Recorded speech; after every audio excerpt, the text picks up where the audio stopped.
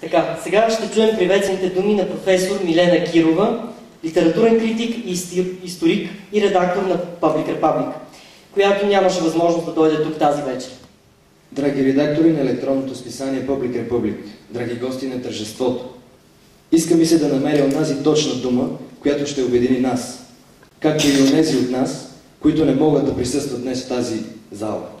Затова ще започна отново.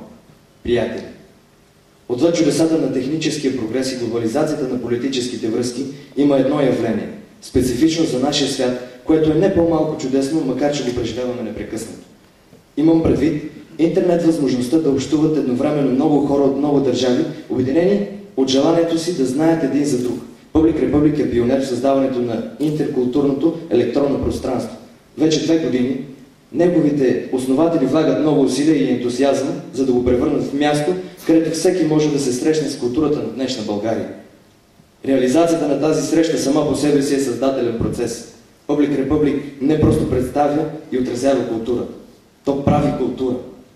И така представлява новаторска част от живота на днешна България. В неговото пространство се запознахме и опознахме всички ние, по-често непознати един за друг и обичайните си живот хора. Затова нека да благодарим сърдечно на Наталия и Мартин за техния всеотдаен труд, на всички редактори и автори от списанието и да им пожелаем дълъг и спорен творчески път. Public Republic е тяхното дело, но в същото време и нашето общо място за среща. Затова точната дума, която свързва създателите, автори и читатели на списанието, наистина може да бъде само приятелство.